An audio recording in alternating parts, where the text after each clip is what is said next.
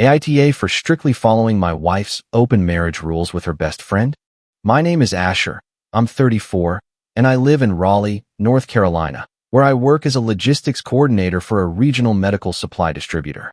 It's not glamorous work, but I'm good at it. There is something steadying about knowing which truck, which clinic, and which delivery window belongs where before most people have finished their first coffee. My wife, Nadia, used to joke that I could organize a hurricane if somebody gave me a clipboard and a strong enough iced coffee. Back then, she said it with affection. Later, she said it like predictability was a disease.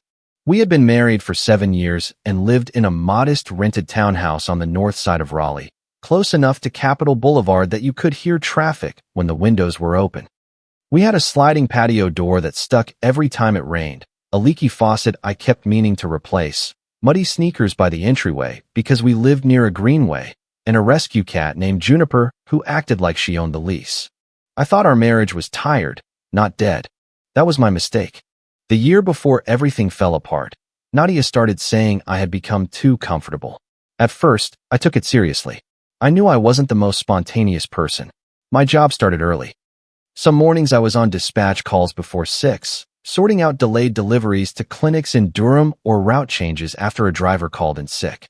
By the time I got home, I wanted dinner, a shower, and maybe one episode of something before bed. Nadia worked in marketing for a small home renovation software company downtown. Her work sounded looser than mine. Brainstorming sessions, brand strategy, team lunches, happy hours that turned into just one more drink. She started coming home later, smelling like expensive candles from rooftop bars, and wearing lipstick she used to save for date nights with me. I noticed. Of course I noticed. But noticing and understanding are different things. I tried to fix what I thought was broken. I cooked more. Nothing dramatic, just normal dinners. Turkey chili, sheet pan chicken, spaghetti with the sauce she liked from Wegmans. I suggested we take a weekend trip to Asheville. She said she was too tired. I bought a deck of those couples conversation cards after seeing them near the register at a bookstore. She laughed and said, "That's very you." I asked if she wanted to go back to the little Italian place where we had our third date. She said, "Asher, I don't need nostalgia. I need growth." That became one of her favorite words. Growth, space, freedom, emotional honesty. She used them like tiny locks, closing every door I tried to open. By spring, we were in couples therapy every other Wednesday in an office near Six Forks Road with a waiting room full of gray chairs and fake plants. Our therapist, Melanie, was calm and soft-spoken. She kept asking us to use "I feel" statements. I tried. "I feel like I'm reaching for you, and you keep moving further away," I said once. Nadia crossed her legs and looked toward the window. "I feel like I've spent years making myself smaller to fit inside his routine." That hurt more than I expected. I looked at her, waiting for her to glance back, maybe soften a little.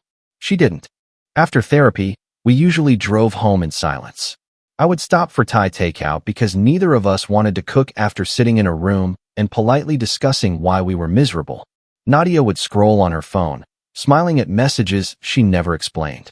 That was when Rhett's name started appearing in everything. Rhett said this in the meeting. Rhett had this hilarious idea for the campaign. Rhett thinks our company should stop trying to sound like a brochure written by a dishwasher.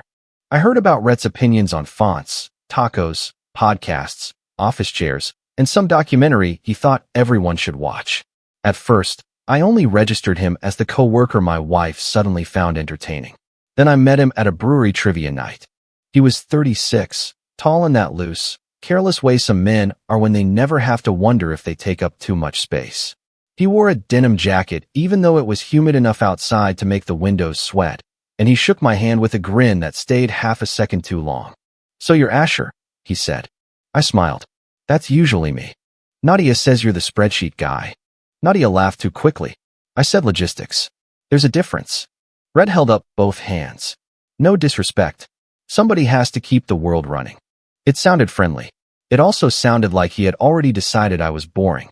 Nadia's best friend Sloan was there that night too. I had known Sloan for almost as long as I had known Nadia. She was the kind of woman who noticed things but rarely announced them. Sharp eyes, dry humor, always dressed like she had somewhere better to be afterward. She and Nadia had met in college and stayed close through everything. Jobs, breakups, Our wedding, my father-in-law's surgery, 3 moves, and more brunches than I could count. For years, Sloan and I were friendly, but not close. She was Nadia's person. If they were in the kitchen whispering at a party, I assumed they were talking about me or somebody else's marriage. That night at trivia, Nadia teased me in front of everyone because I got quiet when Rhett joined our table. "Don't mind Asher," she said. "He's just not great with flexible social energy." I looked at her. Flexible social energy? Sloan tilted her head. "What does that even mean?" Nadia waved her hand. "You know, he likes things predictable." "It's trivia at a brewery," I said. "I think I can survive the chaos." People laughed, but I remember Sloan not laughing right away. She watched Nadia for a second, then looked at me. Later, when I was paying for our drinks, Sloan stood beside me at the bar. "I only know what Nadia tells me," she said quietly. I glanced over. "About what?" "You." I didn't know what to say to that. She gave a small shrug. "Just saying." A month later, Nadia asked for an open marriage over pad thai and green curry at our kitchen island. It was raining hard enough that water kept tapping against the patio door. Juniper was sitting on the windowsill, glaring at the storm like it was personally disrespecting her. The takeout containers were still open, and Nadia had barely touched her food. "I need to talk to you about something without you getting defensive," she said. That sentence never leads anywhere good. I set down my fork. "Okay." She took a slow breath, like she had rehearsed it. "I don't think traditional marriage is working for us." My first thought was divorce. My second thought was that I should stay calm. "What do you mean?" I asked. "I mean, we keep trying to force ourselves into a version of marriage that makes both of us unhappy. I don't think both of us are asking for the same thing." "That's exactly the problem," she said, pointing at me like I had just proved something. "You see everything as a threat." "I'm trying to be honest." "Honest about what?" She looked down, then back up. "I want us to consider opening the marriage." The rain filled the silence between us. I heard the refrigerator hum. I heard Juniper jump down from the windowsill. I heard a car hiss past outside on the wet street. "You want to date other people," I said. "I want freedom," Nadia replied.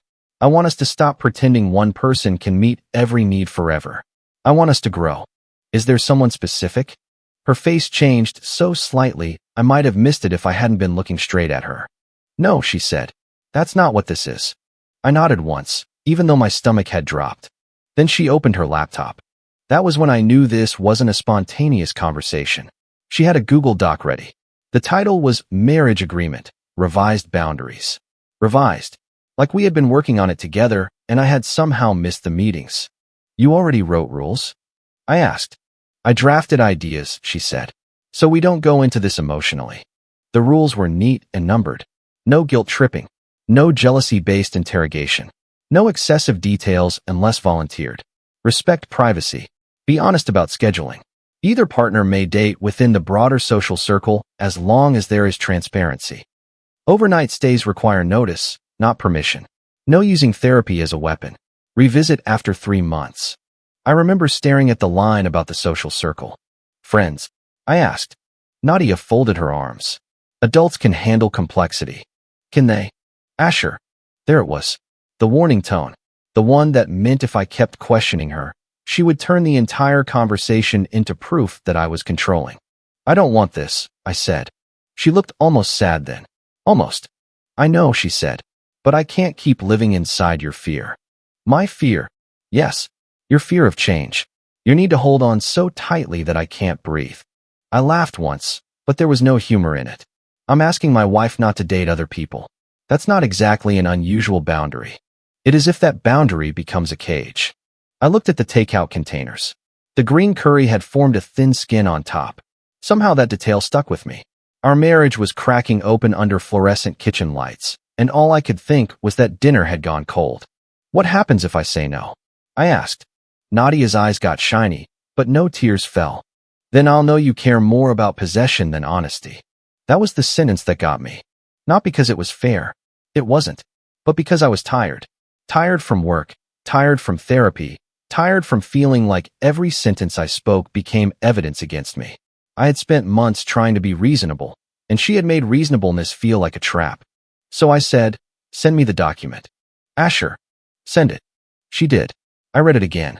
I asked for 2 changes. No bringing dates to our home, and either of us could pause a conversation if it got too heated.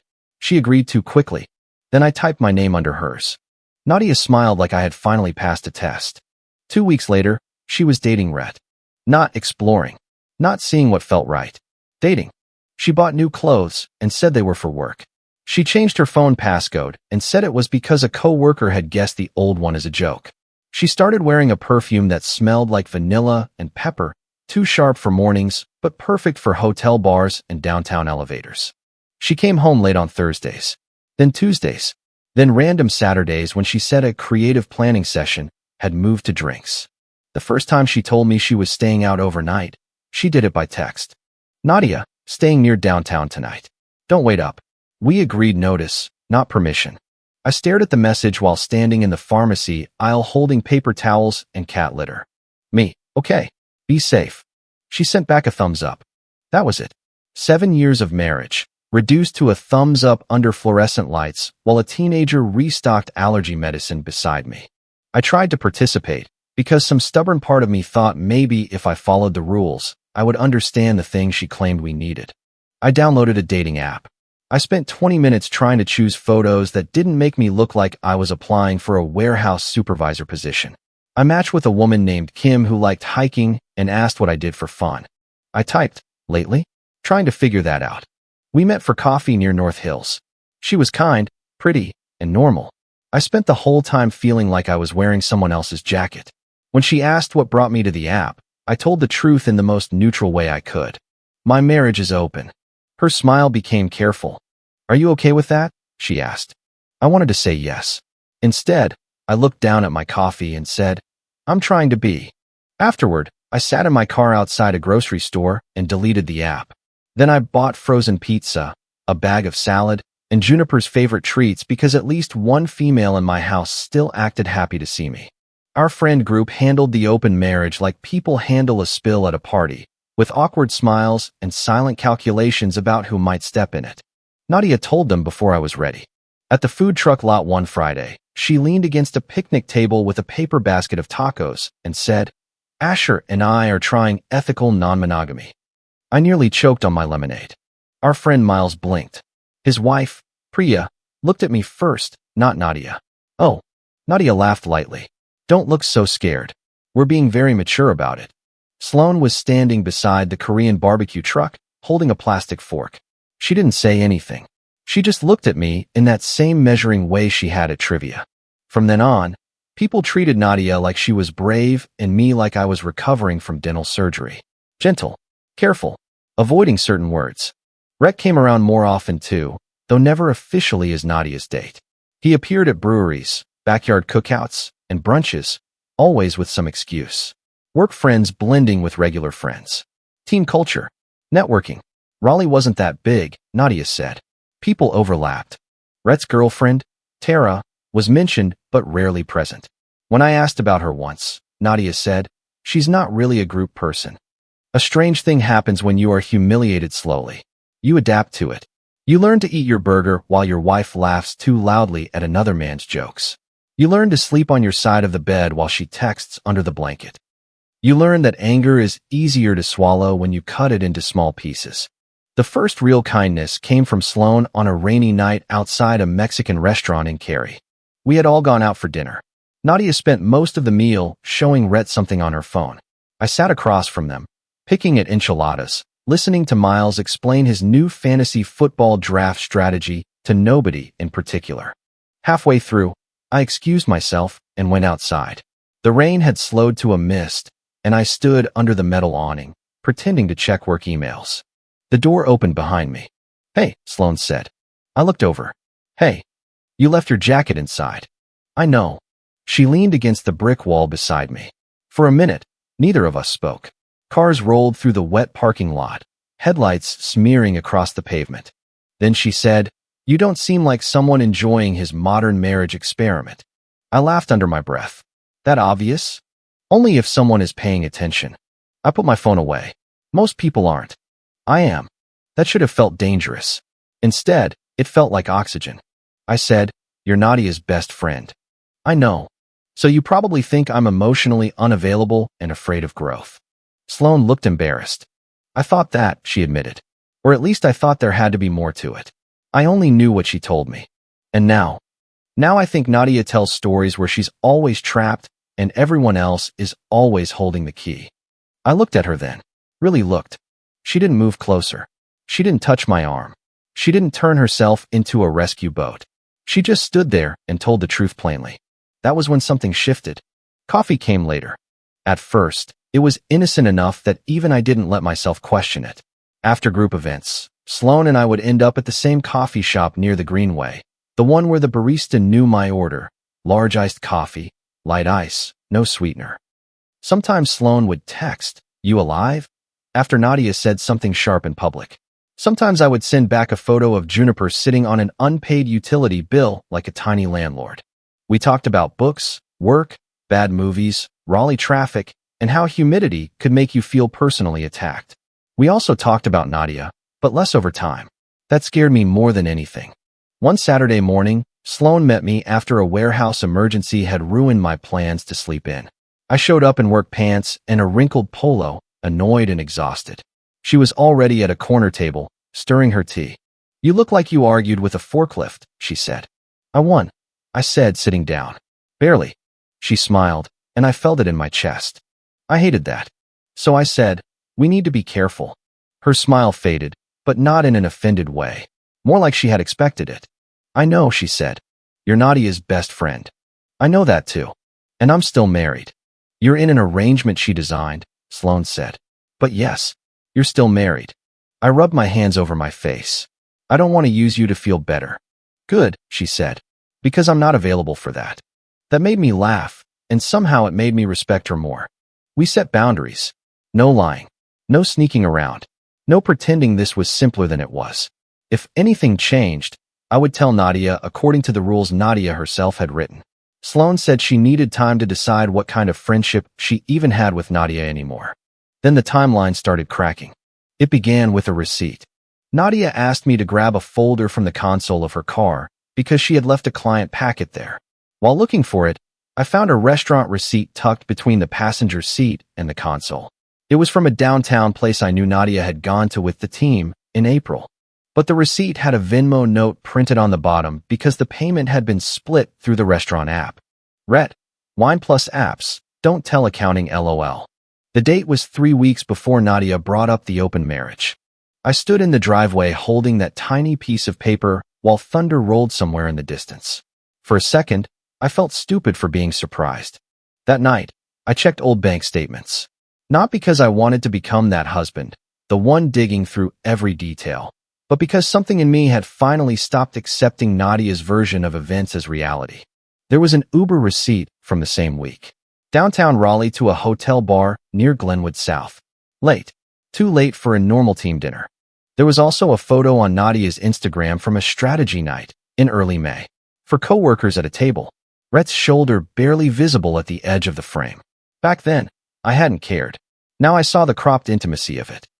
The way she had cut the picture just enough to include him without admitting he was the point. I didn't confront her. Instead, I created a folder on my laptop titled Timeline. It felt cold. Maybe it was. But I had spent too long being warm towards someone who used my patience as padding. I saved screenshots, receipts, the original Google document, the edit history showing Nadia had created it 10 days before our Thai takeout conversation. Texts where she confirmed dating friends was allowed. Texts where she reminded me, more than once, that questions driven by jealousy were not acceptable. Then Tara messaged me. I was at work, standing beside a loading bay while one of our drivers explained why half a pallet of supplies had been delivered to the wrong clinic. My phone buzzed. Unknown number. "Hi, is this Asher? This is Tara, Rhett's girlfriend. I think we need to talk." I read it twice. My first instinct was to ignore it. My second was to step outside. "Me, this is Asher. What's going on?" "Tara, I've been seeing your name in Nadia's comments. Rhett says she's a coworker who won't respect boundaries. But I found messages, and the dates don't make sense. Were you and Nadia already open in April?" I stared at the loading dock pavement. "Me, no." 3 dots appeared. Disappeared. Appeared again. "Tara." Then he lied to me too. We talked that evening by phone while I sat in my truck outside the townhouse. Inside, Nadia was laughing at something in the kitchen. I could see her through the blinds, barefoot, phone in hand. Tara's voice was controlled, but I could hear the strain in it. She was 35, worked in event management, and had been with Rhett for 5 years. She had suspected something was off for months. Late replies, deleted threads, sudden work emergencies. He told her Nadia was intense, dramatic, and reading too much into office friendliness. He made her sound embarrassing, Tara said, like she was chasing him. I closed my eyes. Nadia made him sound like some awakened soulmate, I said. Tara gave a dry, humorless laugh. Of course she did. She sent me screenshots. Nothing graphic. Nothing I wanted to read twice. Messages full of inside jokes, late-night complaints about partners who didn't understand, and plans that happened before my marriage was supposedly opened by mutual consent. One line from Nadia made my hands go cold. I just need Asher to stop being so traditional about it. Once he agrees, we're fine. Another from Rhett. You really think he'll go for it? Nadia. He won't want to lose me. I know him.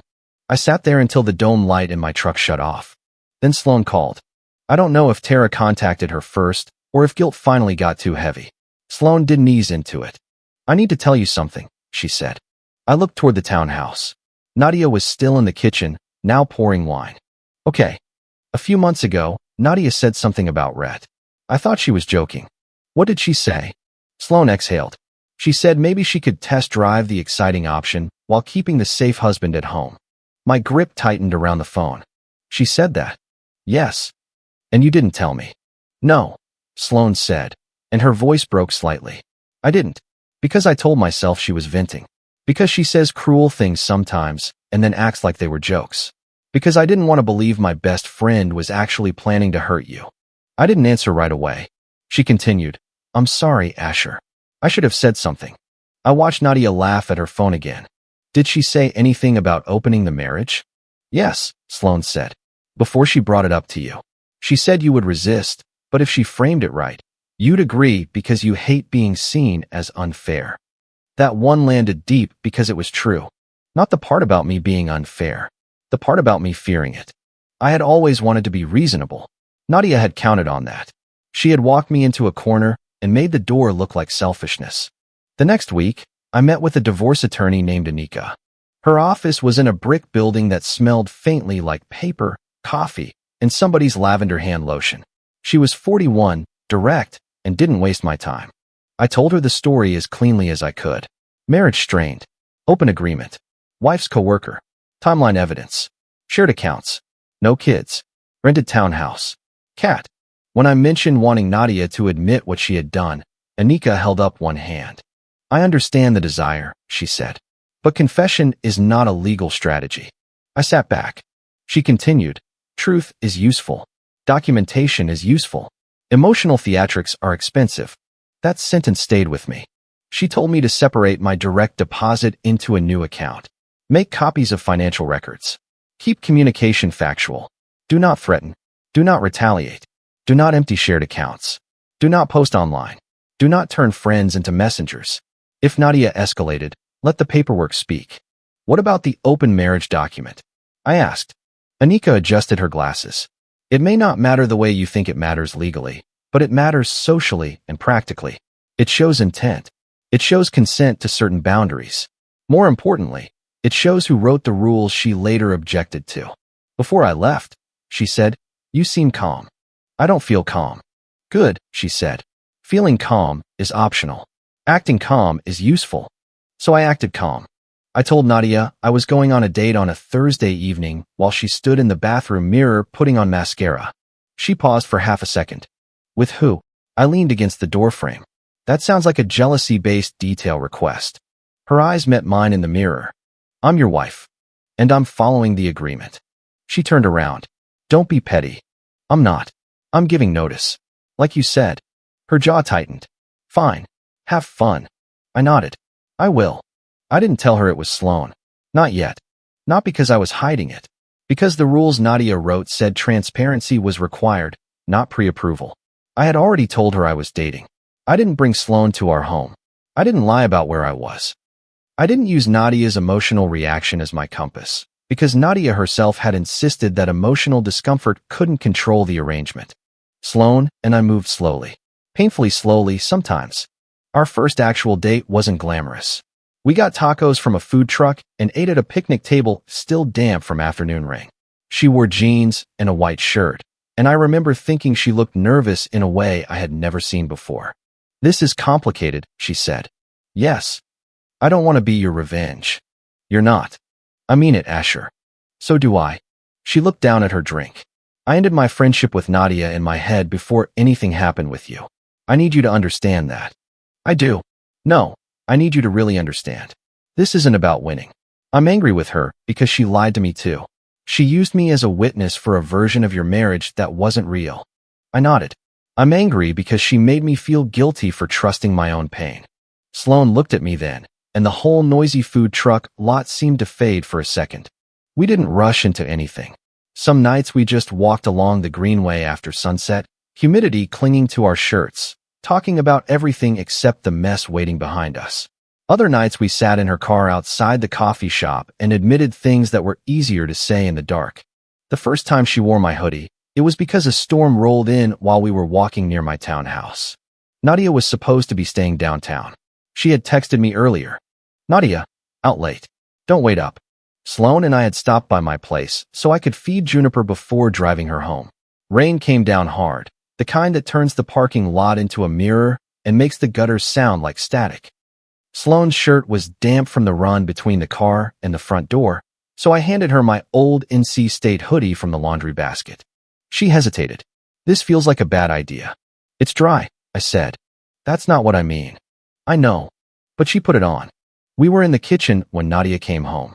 The front door opened so hard it hit the wall. Nadia stepped inside wearing heels, jeans, and the vanilla pepper perfume. Her hair was damp from rain, and her face changed the second she saw Sloan standing at our counter with Juniper rubbing against her ankle. For one quiet moment, nobody moved. Then Nadia said, "What is this?" Sloan looked at me. I set my glass of water down. "Nadia," I said, "you remember Sloan." Her eyes went to the hoodie. "My hoodie?" Then back to my face. "You have got to be kidding me." "It was raining," Sloan said calmly. Nadia's laugh was sharp. "Oh, it was raining. That explains why my best friend is standing in my kitchen wearing my husband's clothes." "Former best friend," Sloan said softly. Nadia flinched like the words slapped her. I took out my phone and opened the Google document. The rules were still there, untouched except for the edit history that told the real story. "Nadia," I said, "we should talk when you're calm." "No," she snapped. "We are talking now." "Okay." She pointed at Sloan. "How long?" Sloan didn't answer. I said, "I told you I was dating." "You didn't say her. You wrote that dating within the broader social circle was allowed with transparency." I gave notice that I was dating. Nadia's face flushed. "Transparency means names." "No," I said, turning the phone toward her. "It doesn't. You were very specific." She stared at the document like it had betrayed her. Then she looked at Sloan. "You snake." Sloan's expression hardened. "Don't. You stood next to me for years. And listened to you lie." Nadia turned back to me. "So this is revenge?" "No," I said. "This is me following your rules." "You're twisting them." "I'm reading them." Her voice rose. "You're my husband. And you remembered that tonight?" Silence dropped into the room. It was the first openly angry thing I had said in months, and even then, I said it quietly. Nadia grabbed her purse from the entry table.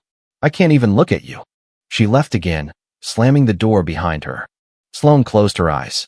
"I should go," she said. "I know." She gave me back the hoodie. I told her she didn't have to, but she did anyway. After she left, I sat on the kitchen floor with Juniper beside me until almost 2 in the morning. That should have been the climax. It wasn't. Nadia's birthday was the following weekend, and she insisted on keeping the gathering because canceling would make people ask questions. She had reserved tables at a brewery with string lights on the patio and a private corner where everyone could pretend not to know too much. I almost didn't go. Silas told me not to.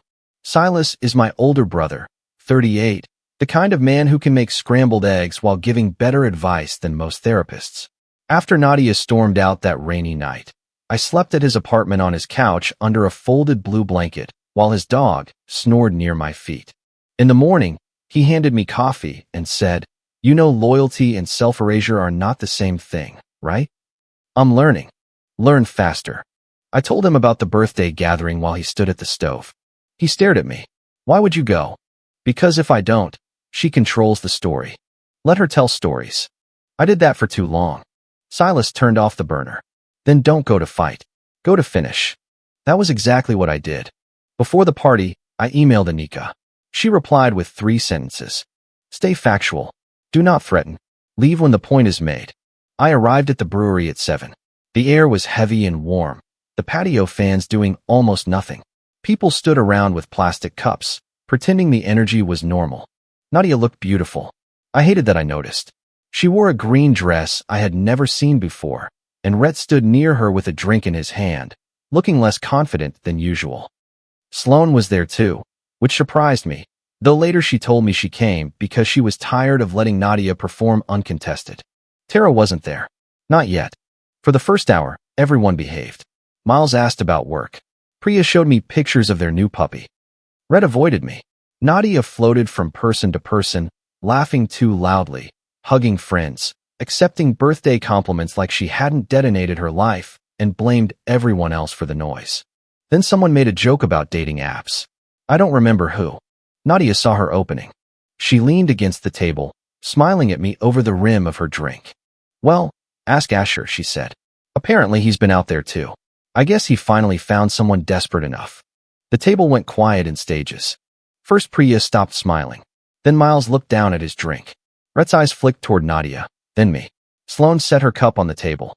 I felt heat rise in my neck, but my voice stayed level. Nadia, I said. She laughed. What? We're all adults, right? Isn't that the whole point? Sloane stepped forward. I'm the person, she said. The silence became complete. Nadia's smile froze. What? She said. Sloane's voice was calm. I'm the person Asher has been seeing. Someone whispered, Oh my God. Rhett muttered, This is messy. Nadia turned on him. Shut up. Then she turned on Sloane. You're disgusting. Sloane didn't move. No. I'm done lying for you. Nadia's face twisted. For me? You betrayed me. You used me, Sloane said. You told me he was cold, controlling, impossible to talk to. You left out the part where you were planning this before he even knew there was something to discuss. Nadia looked around, realizing too late that everyone was listening. She pointed at me. He cheated on me with my best friend. I took out my phone. No, I said. I followed the agreement you wrote. She laughed in disbelief. Are you seriously doing this here? You started it here. That shut her up for half a second. I opened the Google Doc and read the line exactly. Either partner may date within the broader social circle as long as there is transparency and agreed scheduling boundaries. Nadia's lips parted. I continued, You wrote that. The edit history shows you wrote it 10 days before you asked me for an open marriage. Miles looked up. 10 days before. Nadia said, That's not. And you confirmed by text that notice was required, not permission. I turned the phone just enough for Priya to see. I didn't pass it around like evidence at a trial. I wasn't trying to entertain anyone. I was done being the only person in the room expected to carry shame. Nadia's eyes were bright with anger. You are humiliating me. No, I said. I'm correcting you.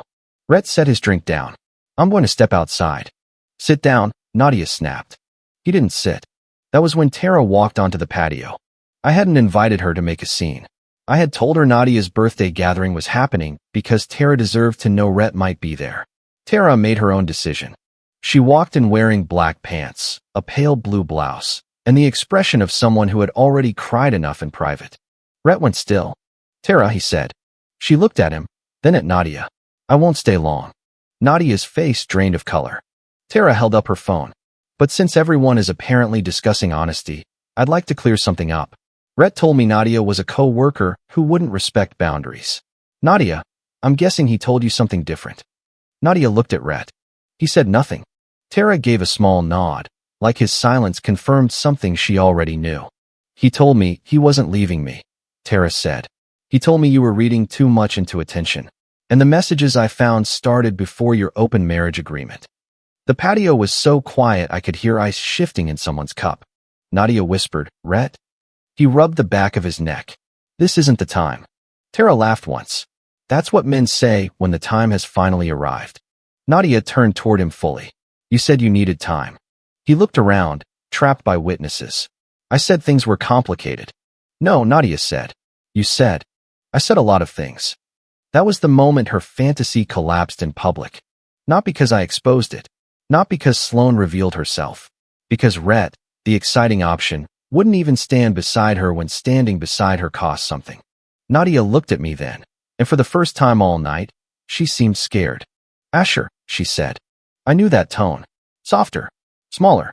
The voice she used when she wanted me to become the safe place again. I put my phone in my pocket. I'm filing for divorce, I said. Her eyes widened. You can't just. I can. We need to talk. We did. For months. You just didn't think I was allowed to answer. She stepped closer. Please don't do this here. I looked around at the friends, the string lights, the half-empty drinks, Sloane standing with her arms folded, Tara watching Rhett like she was finally seeing the whole shape of him. I'm not doing anything else here, I said. Then I left. I didn't slam anything. I didn't call her names. I didn't wait for applause or comfort. I walked to my truck, drove home, fed Juniper, packed a duffel bag, and went to Silas's apartment. He opened the door in sweatpants, took one look at me, and moved aside. Couch is ready, he said. I sat down, and for the first time that night, my hands started shaking. Silas brought me water. You finished it? He asked. Yeah. Good. That was all he said. It was enough. The next week was ugly in a quiet, exhausting way. Nadia sent long texts. Paragraphs about betrayal, humiliation, emotional cruelty, how I had weaponized technicalities, how Sloane had manipulated me, how Tara had no right to show up, how Rhett had confused her, how everyone had failed to understand her pain. I read the first two. Then I stopped. Anika sent one factual response on my behalf about communication moving through appropriate channels. After that, I muted Nadia. Separating a life is not dramatic in the way people imagine. It's not all slammed doors and cinematic speeches. It's passwords and paperwork. It's removing someone from an emergency contact form. It's changing the renter's insurance. It's deciding who keeps the Costco membership. It's realizing the shared streaming account still recommends the show you watch together on sick days. Nadia wanted Juniper at first, but only because I wanted her. Then Juniper scratched one of Nadia's storage bins during the packing process, and Nadia said, Fine, take the cat. She likes you more anyway. Juniper sat in the middle of the living room like a furry judge. Glad that's settled, I said. Our friends reacted like people do when the truth is inconvenient. Some apologized. Priya sent a message that said, I should have checked on you sooner. Miles avoided the subject, but helped me carry boxes. Two people stayed neutral in a way that mostly meant they didn't want to lose access to either barbecue invitation. I learned to accept that not everyone who witnesses a lie becomes brave enough to name it. Sloane ended her friendship with Nadia completely. She didn't do it in a dramatic speech. She sent one message. I'm sorry for the pain this causes, but I can't remain close to someone who lies, uses people, and calls it growth. Please don't contact me for a while. Nadia replied with enough anger to confirm Sloane had made the right choice. Rhett tried to disappear. He deleted photos, stopped showing up at group events.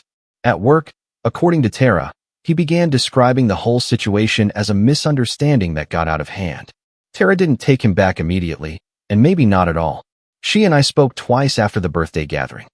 Not as friends exactly, but as two people who had been handed different versions of the same lie. I feel stupid, she said during our last call. Me too. I hate that. Me too. She laughed softly. Well, at least we're consistent. Nadia tried calling Rhett for weeks. I knew because she accidentally sent me a text meant for him one night. Please just answer me. You don't get to leave me alone in this after everything. I looked at it for a long time, then deleted it without replying. By August, I had moved into a one-bedroom apartment closer to work. It wasn't fancy. The kitchen had old cabinets, the bedroom window faced a parking lot, and the upstairs neighbor seemed to own either a large dog or a small horse. But the first night there, I fixed a loose cabinet handle 10 minutes after it broke, and the satisfaction of that almost embarrassed me. No waiting. No pretending. No asking someone who had already checked out if they cared enough to help. Juniper adjusted faster than I did. She claimed the windowsill by the third day and spent her afternoons watching delivery trucks like she was supervising my entire industry. I bought a cheap kitchen table from Facebook Marketplace. Silas helped me carry it up the stairs, then refused to leave until we ate dinner on it. We had grocery store rotisserie chicken, microwaved rice, and canned green beans because neither of us felt like cooking. He looked around the apartment and said, "It's quiet." "Yeah, that bad?" I thought about it. "No," I said. "Just unfamiliar." He nodded. "Good kind of quiet takes time." Sloan and I didn't become some perfect couple overnight. That mattered to me. For a while, we stepped back. We both started therapy separately, not because we were broken beyond repair, but because neither of us wanted to build something new out of panic, guilt, and adrenaline. We met for coffee once a week, sometimes twice. We talked honestly about Nadia, then less about Nadia, then sometimes not about Nadia at all. One evening in September, we walked along the greenway after a storm. The air smelled like wet pavement and pine. My sneakers got muddy, and Sloan laughed because I complained exactly like an old man. "You're 34, she said. My knees have filed a complaint. She bumped my shoulder lightly with hers. For the first time in months, I didn't feel like I was bracing for impact. A few weeks later, the divorce process was underway. Nadia had stopped sending emotional essays and started communicating through her attorney. Good. That was cleaner. The townhouse lease was ending. The shared accounts were separated. My name came off things. Her name came off things. 7 years became folders, forms, and signatures. The day I signed one of the final sets of papers, I sat in my truck outside Anika's office for a while before driving home. I expected to feel victorious. I didn't. I felt sad, relieved, angry, tired, free in a way that still ached. Marriage ending is still a loss, even when leaving is the right thing. Maybe especially then, because you are not only grieving what happened. You are grieving the version of yourself who kept believing the right sentence, the right dinner, the right therapy session, or the right amount of patience might bring the person you loved back. But Nadia hadn't asked for an open marriage because she believed in honesty. She asked because she wanted permission for a door she had already opened. And she expected me to stay locked inside. A month after I moved, I found the old printed copy of her rules in a box of papers. I had no idea why I packed it. Maybe habit. Maybe evidence. Maybe because some part of me still needed proof that I hadn't imagined the whole thing. I read the line again. Either partner may date within the broader social circle as long as there is transparency. I laughed. Not loudly. Not happily exactly. Just enough to let the absurdity leave my body. Then I shredded it. Sloan came over that night with takeout from the Thai place Nadia and I used to order from. For a second, when I saw the containers, memory tugged at me. Sloan noticed. Too weird. I shook my head. No, it's just food. We ate at the cheap kitchen table while Juniper sat on the spare chair like an honored guest. Rain tapped against the window. My phone stayed face down and silent. Sloan asked, "Are you okay?" I thought about giving the easy answer. Instead, I said, "I'm getting there." She nodded. Me too. That was better than a promise. I didn't win because Nadia's best friend chose me. That would be too simple, and honestly, too small. I won the moment I stopped auditioning for the role of safe backup in my own marriage. I won when I stopped letting someone call my pain control, my patience weakness, and my loyalty something she could keep on a shelf while she shopped for excitement. Nadia wanted freedom without consequences. She got freedom. So did I. If you like the stories, don't forget to leave a comment and support the channel by subscribing. See you in the upcoming stories.